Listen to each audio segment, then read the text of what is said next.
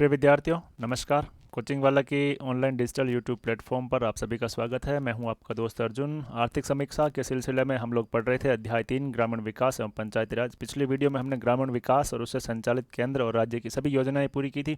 इस वीडियो में हम पंचायती राज विभाग देखेंगे और पंचायती राज विभाग की कौन कौन सी योजनाएं, क्या क्या पंचायती राज विभाग द्वारा कार्यक्रम चलाए जा रहे हैं, उन सब के बारे में अध्ययन करेंगे। आइए देखते हैं। अध्याय 3 ग्रामीण विकास एवं पंचायती राज, जिसमें ग्रामीण विकास की सारी योजनाएं, सारे कॉन्सेप्ट हमने पिछले 4 वीडियो में कंप्लीट किए और ये जो 5वां वीडियो है वो हमारा पंचायती राज से संबंधित है। पंचायती राज से संबंधित कौन कौन सी स्कीम है, पंचायती राज होता क्या है, कितने इसके स्तर है, वो सब हम देखेंगे। आइए देखते हैं। देखिए, पंचायती राज, सबसे पहले मैं आपको बता दूं ये वैसे विषय पॉलिटी का है। पॉलिटी में हम इसके ऊपर बहुत डिटेल से अध्ययन करेंगे, पूरा एक एक पॉइंट को कवर करेंगे, लेकिन इकोनॉमिक सर्वे की तरफ से कुछ सामान्य जानकारी भी आप लोगों को होनी चाहिए। भारत में पंचायती राज व्यवस्था की जो शुरुआत है, आप लोगों को स्पष्ट ध्यान होगा कि 2 अक्टूबर 1959 को राजस्थान से ही हुई थी, नागौर जिले के बगदरी गाँव से, और उसका उद्घाटन हमारे उस समय देश के तत्कालीन प्रधानमंत्री पंडित जवाहरलाल जी नेहरू द्वारा किया गया था। कौन से जिले से? राजस्थान के नागौर जिले से। कौन से गांव? बगदरी गांव से। कब? 2 अक्टूबर 1959 को। उसके बाद 73वें संविधान संशोधन अधिनियम 1993 द्वारा इन्हें संवैधानिक दर्जा दिया गया था, संवैधानिक स्थान प्रदान किया गया था। और उसके बाद एक और संविधान संशोधन हुआ था 74वां, उसमें नगर पालिका, नगर निकायों को संवैधानिक दर्जा दिया गया था। उसके लिए हम अलग से वीडियो बनाएंगे आपके लिए। अब इस संविधान संशोधन से क्या क्या जोड़ा गया था? तो संविधान में भाग 9 जोड़ा गया था। मूल संविधान में 8 भाग थे, 9वां भाग इससे जोड़ा गया था। उस भाग का नाम क्या था? पंचायतें। कौन कौन से अनुच्छेद जोड़े गए थे? तो आपको अनुच्छेद 243 से 243 ओ तक के अनुच्छेद जोड़े गए थे। हिंदी में हम अनुच्छेद के बारे में पढ़ते हैं, किसी का सब्स्टिट्यूट सहायक होता है तो क यानी कि ए, इंग्लिश में इस तरह से चलता रहेगा। तो आप इंग्लिश में 243 ओ तक, हिंदी में 243 से 243 ओना तक। और एक और अनुसूची जोड़ी गई थी, 11वीं अनुसूची जोड़ी गई थी। तो ये सब 73वें संविधान संशोधन द्वारा जोड़ा गया और पॉलिटी में हम इसको बहुत डिटेल से पढ़ेंगे। संविधान के अनुच्छेद 243 जी में पंचायतों की शक्तियां, अधिकार और जिम्मेदारियों के महत्वपूर्ण मुद्दे समाहित है। आगे देखिए, पंचायत राज की व्यवस्था क्या है, कितने इसके स्तर होते हैं, सब उस डिटेल वीडियो में पढ़ेंगे। लेकिन अभी सर्वे की दृष्टि से आपको केवल इतना ध्यान रखना है कि इसके 3 स्तर होते हैं। जिला स्तर पर जिला परिषद होती है, उसके नीचे खंड होता है, खंड स्तर पर पंचायत समिति होती है। देखिए, जिला स्तर पर जिला परिषद, उसका राजनीतिक प्रमुख जो होता है उसे जिला प्रमुख कहा जाता है। खंड स्तर पर उसके नीचे पंचायत समिति होती है, उसमें प्रधान मुखिया होता है। फिर सबसे नीचे ग्राम स्तर पर ग्राम पंचायत होती है, जिसमें सरपंच होता है। ये सब चीज़ें हम डिटेल में पढ़ेंगे। कौन सरपंच बन सकता है, ग्राम पंचायत कैसे बनती है, वार्ड कैसे होते हैं, कौन कौन मानद सदस्य होते हैं, सब पॉलिटी के डिटेल वीडियो में पढ़ेंगे। अभी सर्वे की नज़र से इतना ही ज़रूरी है। वर्तमान में आप देखें कि राजस्थान में 33 जिला परिषद है, 352 पंचायत समितियां हैं और 11,307 ग्राम पंचायत हैं। सर्वे में एग्जैक्ट यही डाटा लिखे गए हैं और प्रश्न बनेंगे। बहुत कम चांसेज है कि यहाँ से प्रश्न बने, लेकिन यदि बन सकते हैं तो आपको यही डाटा लिखने हैं जब तक कि अन्य आंकड़े नहीं आ जाए। ऑथेंटिक डाटा यही है। गाँवों की संख्या बढ़ सकती है, लेकिन आर्थिक समीक्षा 2021-22 में आपको यही दिया हुआ है, तो आपको यही उत्तर लिख करके आना है। उसके बाद एक हल्की सी जानकारी मैं आपको वित्त आयोग के बारे में दे दूं। वित्त आयोग पॉलिटी में अलग से पूरा का पूरा वीडियो बनाया जाएगा। 2 वित्त आयोग होते हैं। केंद्रीय वित्त आयोग अनुच्छेद 280 के तहत राष्ट्रपति इसका गठन करता है हर 5 वर्ष बाद। किस काम के लिए? केंद्र और राज्यों के मध्य करों के बंटवारे को लेकर के। तो सेंट्रल गवर्नमेंट और स्टेट गवर्नमेंट, इन दोनों के बीच करों का विभाजन कैसे होगा, वित्त का विभाजन कैसे होगा, उसको लेकर के केंद्रीय वित्त आयोग बनता है। इसका गठन राष्ट्रपति करता है। उसी तरह राज्य में भी राज्य वित्त आयोग होता है। राज्य सरकार और पंचायत राज की जो संस्थाएं हैं, स्थानीय स्वशासन की जो संस्थाएं हैं, उनके मध्य धन का आवंटन किस प्रकार से होगा, तो उसमें राज्य वित्त आयोग गठन होगा। अभी तक राजस्थान में 6 राज्य वित्त आयोग गठित हो चुके हैं। भारत में अभी तक 15 वित्त आयोग गठित हो चुके हैं। किस किस ने क्या क्या सिफारिश दी, वो सब हम पॉलिटी के वीडियो में बहुत अच्छे से पढ़ने वाले हैं। सर्वे में आगे बढ़ते हैं। चूँकि पंचायती राज हमारा इस चैप्टर का नाम है, तो पंचायत राज के बारे में सामान्य जानकारी हमें होनी चाहिए। अब पंचायत पुरस्कार को लेकर के एक इस बार सर्वे में लिखा गया, पिछली बार भी था, कि ग्राम पंचायतों को उनके विशिष्ट कार्यों के लिए केंद्र सरकार द्वारा बहुत सारे पुरस्कार दिए जा रहे हैं, क्योंकि केंद्र सरकार चाहती है कि विकेंद्रीकरण बहुत ज़्यादा से ज़्यादा हो। जो लोग नीचे तबके तक बैठे हैं, सत्ता कुछ उनके हाथ में भी आए, इसलिए ग्राम पंचायतों को पुरस्कार दिया जाता है। 73वें संविधान संशोधन के अनुसार भारत सरकार द्वारा यह योजना वर्ष 2011-12 से लागू की गई। ये पुरस्कार जो कब से शुरू किए गए थे? 2010-11 से इन पुरस्कारों को शुरू किया गया था, 2010-11 से। इसके तहत प्रतिवर्ष 24 अप्रैल को हम राष्ट्रीय पंचायती राज दिवस मनाते हैं, क्योंकि 24 अप्रैल 1993 को ये पूरे देश में ये संवैधानिक संस्था इनका दर्जा दिया गया था। यहाँ से भी प्रश्न बन सकता है कि राष्ट्रीय पंचायती राज दिवस कब मनाया जाता है, तो 24 अप्रैल को। तो 24 अप्रैल को पंचायती राज मंत्रालय भारत सरकार द्वारा इन श्रेणियों में पुरस्कार दिए जाते हैं। आइए देखते हैं कौन कौन सी श्रेणियाँ, कौन कौन से पुरस्कार। ये योजना शुरू कब हुई? 2010-11। किसके द्वारा? भारत सरकार के द्वारा। कब दिए जाते हैं पुरस्कार? 24 अप्रैल को। 24 अप्रैल को कौन सा दिवस मनाते हैं? पंचायती राज दिवस मनाते हैं। अब कौन कौन से पुरस्कार देते हैं देखते हैं। पहला पुरस्कार है आपका दीनदयाल उपाध्याय पंचायत सशक्तिकरण पुरस्कार। क्या क्या याद रखना, देखिए।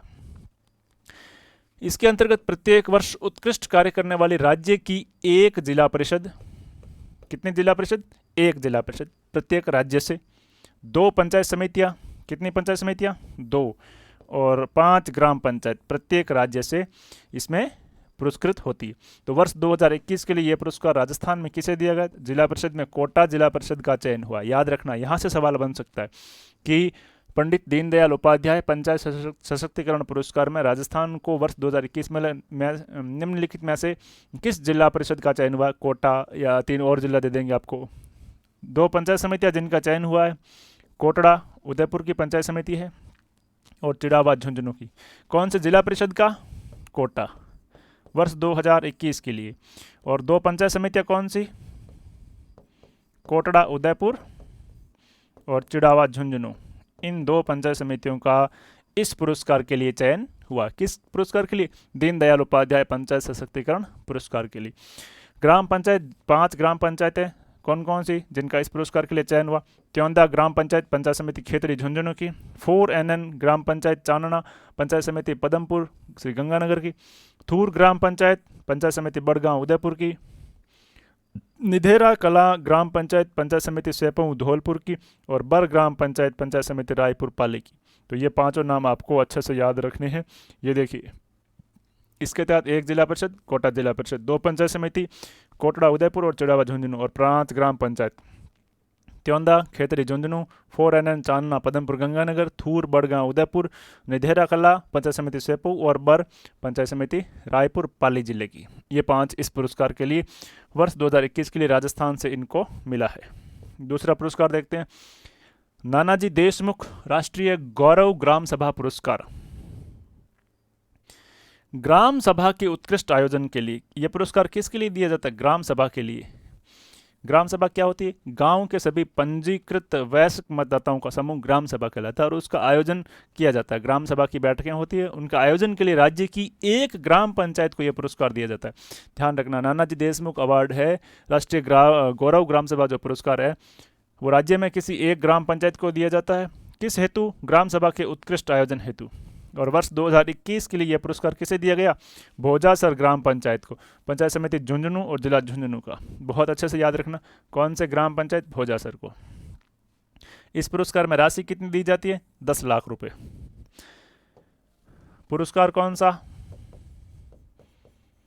नानाजी देशमुख ग्रामीण गौरव पुरस्कार।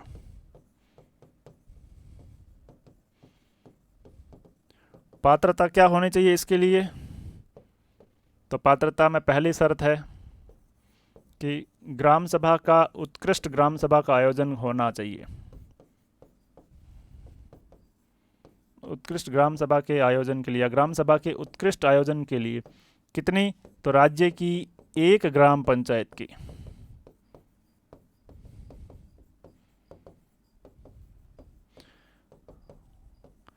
एक ग्राम पंचायत का चयन होता है। पुरस्कार राशि कितनी होती है? तो इसमें पुरस्कार राशि का प्रावधान है आपके 10 लाख रुपए। और वर्ष 2021 के लिए राज्य से ये अवार्ड किसे मिला? भोजासर ग्राम पंचायत।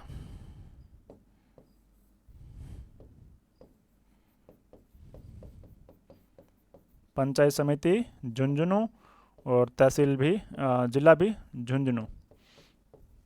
तो तो इसको ये अवार्ड दिया गया। 2 अवार्ड देखे हमने, पंडित दीनदयाल उपाध्याय और नानाजी देशमुख ग्रामीण गौरव पुरस्कार। अगले अवार्ड देखते हैं, बाल हितैषी ग्राम पंचायत पुरस्कार, ये तीसरा पुरस्कार है। इसके अंतर्गत सर्वश्रेष्ठ बाल हितैषी कार्य करने पर राज्य की एक ग्राम पंचायत, किस आधार पर, सबसे अच्छा जो बाल हितैषी कार्य करेगी ग्राम पंचायत उसके आधार पर यह भी राज्य की एक ग्राम पंचायत को पुरस्कृत किया जाता है। 2021 के लिए ग्राम पंचायत मिंडा, पंचायत समिति नावा, जिला नागौर का चयन किया गया। इसमें पुरस्कार स्वरूप 5 लाख रुपए की राशि प्रदान की जाती। देखिए अभी तक हमने 3 अवार्ड देखे हैं, कौन कौन से, दीनदयाल उपाध्याय पंचायत सशक्तिकरण पुरस्कार, दूसरा नानाजी देशमुख राष्ट्रीय गौरव ग्राम सभा पुरस्कार और तीसरा बाल हितैषी ग्राम पंचायत पुरस्कार। ये तीनों पुरस्कार आपको अच्छे से याद रहने चाहिए। चौथा है ग्राम पंचायत विकास योजना पुरस्कार, ये 2019 से शुरू किया गया। इसके अंतर्गत राज्य की एक ग्राम पंचायत को सहभागी एवं गुणवत्तापूर्ण नियोजन, लक्ष्यों का समावेश, मॉनिटरिंग एवं आईटी के बेहतर प्रयोग के लिए प्रदान किया जाता है, यानी कि ओवरऑल जिसका अच्छा प्रदर्शन है उसका चयन किया जाता है। 2021 के लिए ये अडवड़ ग्राम पंचायत को मिला। पंचायत समिति मुंडवा, जिला नागौर का चयन इसमें किया गया था। पुरस्कार स्वरूप इसमें 5 लाख रुपए की राशि प्रावधान है। देखिए तुलनात्मक रूप से देख लेते हैं। पहला पंडित दीनदयाल उपाध्याय पंचायत सशक्तिकरण पुरस्कार, कितनों को, एक जिला परिषद, प्रत्येक राज्य से एक जिला परिषद, 2 पंचायत समिति और 5 ग्राम पंचायतों को दिया जाता है। राजस्थान से 2021 के लिए किसे मिला, कोटा को। 2 पंचायत समिति कौन सी, कोटड़ा उदयपुर और चुड़ावा झुंझुनू।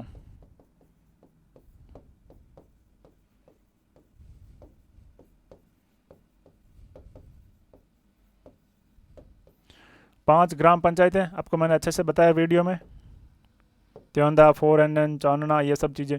दूसरा जो पुरस्कार है वो नानाजी देशमुख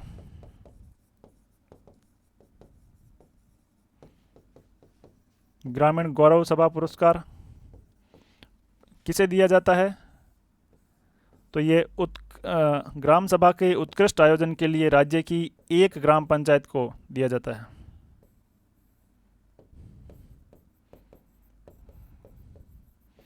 ग्राम सभा के उत्कृष्ट आयोजन के लिए राज्य की एक ग्राम पंचायत का चयन किया जाता है। पुरस्कार राशि 10 लाख रुपए।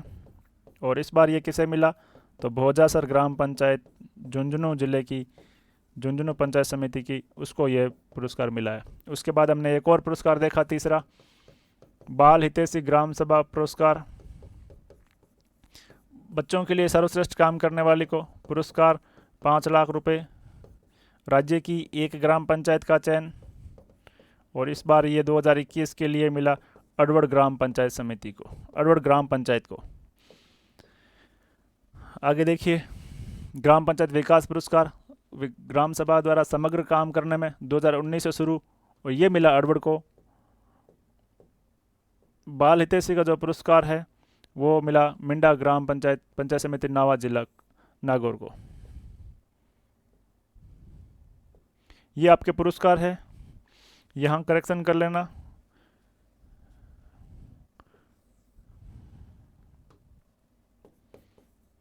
मिंडा ग्राम पंचायत, पंचायत समिति नावा, नागौर को मिला।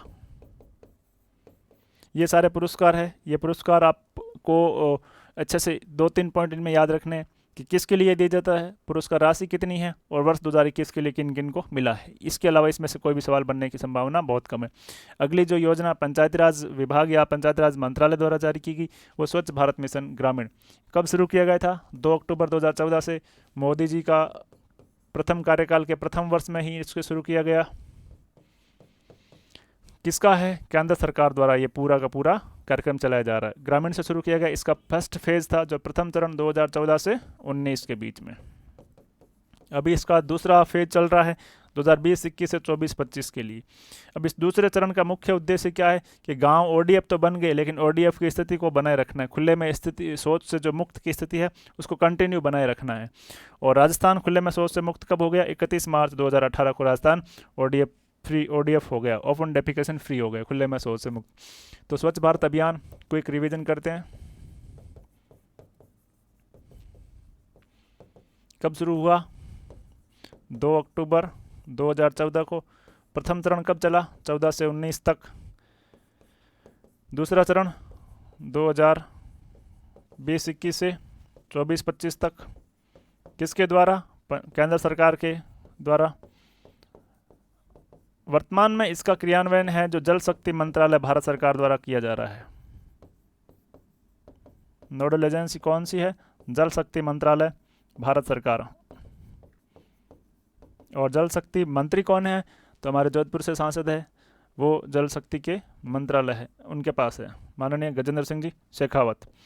दूसरे चरण का मुख्य उद्देश्य क्या है? सेकंड चरण का, तो गाँवों को ODF फ्री बना करके रखना है। ठीक है ना, ये सब चीज़ें थी। देखिए प्रथम चरण ये सब इस तिथि को शुरू हुआ, 14-19 तक चला, 20-21 और 24-25 तक दूसरा चलेगा। गांव में ODF की स्थिति को बनाए रखना। और राजस्थान 31 मार्च 2018 को ODF फ्री हो गया था। अब इस दूसरे चरण के 3 प्रमुख घटक है, 3 प्रमुख बातें इसमें कही गई है। क्या क्या? पहली बात है इंडिविजुअल शौचालय बनाए जाएंगे, व्यक्तिगत शौचालय बनाए जाएंगे, यानी कि BPL और जो APL परिवार है उनको 12,000 रुपये की प्रोत्साहन राशि दी जाएगी। एक हमने पहले योजना पढ़ी थी प्रधानमंत्री आवास योजना ग्रामीण, उसमें 1,20,000 के साथ ये राशि प्रोत्साहन राशि के रूप में थी। तो BPL और APL परिवारों को व्यक्तिगत रूप से उनके घरों में शौचालय बनाने के लिए 12,000 रुपये की राशि है जो इसके तहत प्रदान की जाती है। फिर ग्राम पंचायत स्तर पर भी एक सामुदायिक शौचालय होना चाहिए, तो उसके लिए 3 लाख रुपए की राशि है जो इस योजना के तहत दी जा रही है। ग्राम पंचायत स्तर पर इसका निर्माण होगा और इसमें विशेष योग्यजन जो भी होंगे, दिव्यांगजन जो भी होंगे, उनके लिए विशेष सुविधाएं भी होगी। तीसरा जो इसका कंपोनेंट है, तीसरा जो घटक है कि गांव का जो ठोस कचरा है, गांव का जो तरल कचरा है, उसका निस्तारण, उसका प्रबंधन ग्राम स्तर पर भी हो जाए। इसके लिए ग्राम पंचायत स्तर पर भी प्लांट लगाने का इसमें भी प्रावधान है। तो ये 3 घटक थे स्वच्छ भारत मिशन ग्रामीण के। ग्राम पंचायत विकास योजना ये 2015 में शुरू की गई है, पंचायती राज मंत्रालय द्वारा शुरू की गई। मंत्रालय मतलब भारत सरकार के द्वारा ये योजना शुरू की गई। राजस्थान के लिए इसमें राजस्थान दिशा निर्देश का जो पुस्तक निकाली वो अपनी योजना अपनो विकास, ये याद रखना, अपनी योजना अपनो विकास। किस योजना से संबंध है? तो ग्राम पंचायत विकास योजना से। भारत सरकार द्वारा 2022-23 के लिए सबकी योजना सबका विकास अभियान की शुरुआत की गई और ये अभियान 2 अक्टूबर 2021 से लेकर के 31 जनवरी 2022 तक चलेगा। इसका स्क्रीनशॉट ले लो, ये काफ़ी महत्वपूर्ण योजना है। आगे विलेज मास्टर प्लान, यानी कि 1-2 साल का नहीं, अगले 30 सालों को उसकी आवश्यकताओं को ध्यान में रखते हुए 30 साल में क्या क्या नीड होगी उसको देखते हुए गांव का जो पूरा मास्टर प्लान तैयार किया गया। आगामी 30 वर्षों की आवश्यकताओं को ध्यान में रखते हुए प्रत्येक गांव का मास्टर प्लान बनाया जाएगा। कैसे बस्तियां बसावट होगी, किस प्रकार से काम होंगे, किस प्रकार से नालियाँ होगी, सड़कें होगी, रोड लाइट कैसे होगी, उस आगामी 30 वर्षों की जितनी भी नीड्स होगी, जितनी भी आवश्यकता है, उनको पूरा करने के लिए उनको ध्यान में रखते हुए प्रत्येक गाँव मास्टर प्लान बनाया जाएगा। राजस्व विभाग एवं पंचायत राज विभाग के कार्मिकों के द्वारा संयुक्त रूप से विलेज मास्टर प्लान तैयार किया जाएगा। नोडल एजेंसी कौन होगी? रेवेन्यू डिपार्टमेंट और उसके साथ पंचायत राज विभाग। प्रथम चरण में प्रत्येक ग्राम पंचायत मुख्यालय के लिए विलेज मास्टर प्लान तैयार किया जाएगा। नगर नियोजन विभाग इसके लिए जिला स्तर पर प्रशिक्षण आयोजित करेंगे। प्रशिक्षण कार्यक्रम के बाद ग्राम पंचायत विलेज मास्टर प्लान तैयार करेगी और ग्राम सभा के अनुमोदन प्राप्त करेगी और उस अनुमोदन के बाद विलेज मास्टर प्लान को पंचायत पोर्टल पर अपलोड कर दिया जाएगा। तो ये पूरा का पूरा विलेज मास्टर प्लान की आपकी योजना है। कौन बनाएगा, कौन ट्रेनिंग देगा, प्रथम चरण में क्या होगा, ग्राम सभा उसका अनुमोदन करेगी और उसके बाद उसे पंचायत पोर्टल पर अपलोड कर दिया जाएगा। एक और योजना सर्वे में राज्य सरकार द्वारा लिखी गई है ग्राम पंचायत में भवन निर्माण का, यानी कि ग्राम पंचायत के जितने भी कार्यालय है उन्हें एक बिल्डिंग में लाने के लिए जब भी नई ग्राम पंचायत बनी है या कोई सी भी ग्राम पंचायत का नया भवन बना है तो उसके लिए लागत कितनी? 50 लाख रुपए। कम से कम ज़मीन कितनी होनी चाहिए? 5 बीघा ज़मीन होनी चाहिए और ग्राम पंचायत के सभी कार्यालयों को एक ही परिसर में लाने का इसमें प्रयास किया जाएगा। अगली योजना अंबेडकर भवन कहाँ बनेगा? पंचायत समिति मुख्यालय पर। किन किन पंचायत समिति मुख्यालय पर? जहाँ किसी भी पंचायत समिति मुख्यालय पर नगर निगम, नगर पालिका या नगर परिषद का मुख्यालय है उनको छोड़ करके ऐसी पंचायत समितियाँ चाहे या तो नगर पालिका का मुख्यालय है या नगर परिषद का मुख्यालय है या नगर निगम का मुख्यालय है, वहाँ पर नहीं बनेगा। ऐसे छोड़ करके तो कुल कितनी बनेगी? 140 और प्रत्येक अम्बेडकर भवन की लागत कितनी? 50 लाख रुपये, यानी कि इसका बजट हो गया 70 करोड़ रुपये।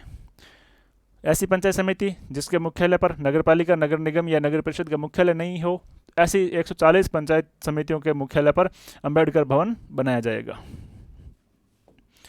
अगली योजना राजीव गांधी जल संचय योजना, ये काफ़ी महत्वपूर्ण योजना है, इसके आगे इंपॉर्टेंट लगा लीजिएगा।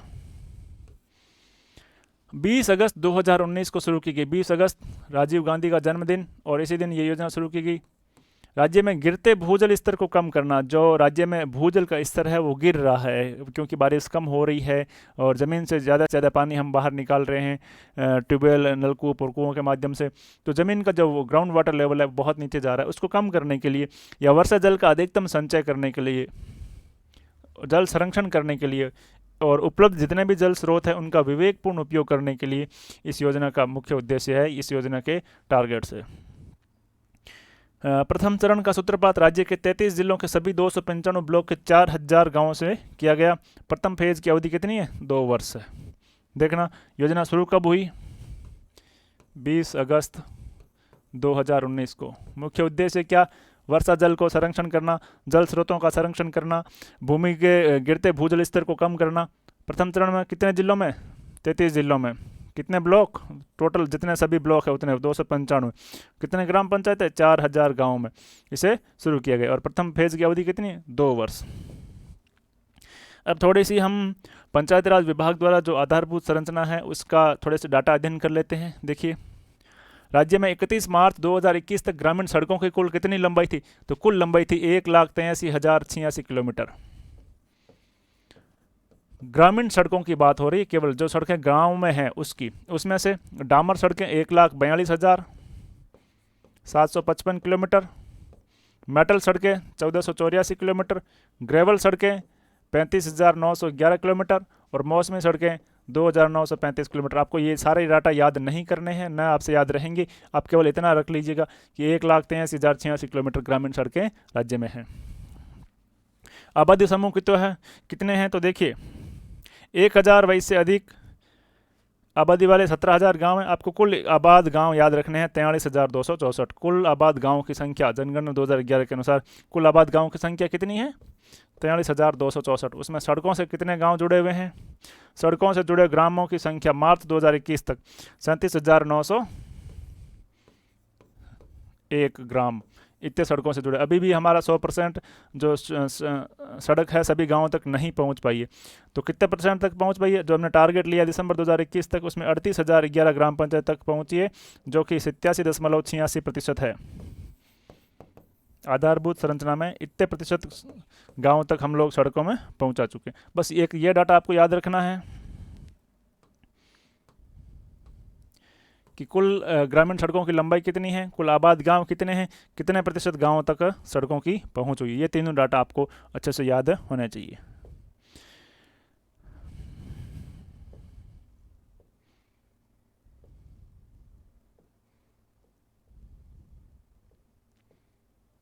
अगली एक एजेंसी है ग्रामीण गैर कृषि विकास एजेंसी। ये बहुत अच्छी है, यहाँ से सवाल कई बार बनते हैं, आपको इसको बहुत अच्छे से देखना। रूडा रूडा फुल फॉर्म है rural non farm development agency. ग्रामीण गैर कृषि कार्य, जितने भी प्रकार के कृषि को छोड़ करके ग्रामीण क्षेत्र में कार्य होते हैं उनको बढ़ावा देने के लिए। किसके द्वारा स्थापना? राजस्थान के द्वारा, सरकार के द्वारा स्थापना। एक स्वतंत्र अभिकरण, एक फ्रीडम एजेंसी है। कब हुई? नवंबर 1995 में रूडा की स्थापना हुई। कब हुई? नवंबर 1995 में।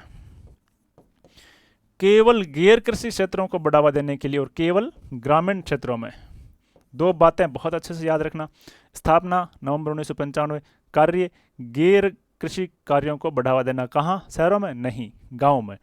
किसके द्वारा स्थापना? राजस्थान सरकार के द्वारा स्थापना, एक स्वतंत्र अभिकरण के रूप में। काम क्या करना? तो दस्तकार जो जितने भी परिवार है उनको स्वरोजगार प्रदान करना और आजीविका हेतु स्थायी स्रोतों का निर्माण करना इस एजेंसी का मुख्य उद्देश्य है। दस्तकार परिवार जो बुनकर है, जो हाथ से काम करते हैं, जो लोग बनाते हैं, उनको रोजगार देना और जो उनको रोजगार दिया है उन्हें स्थायी बनाना, परमानेंट बनाना इस एजेंसी का मुख्य उद्देश्य है।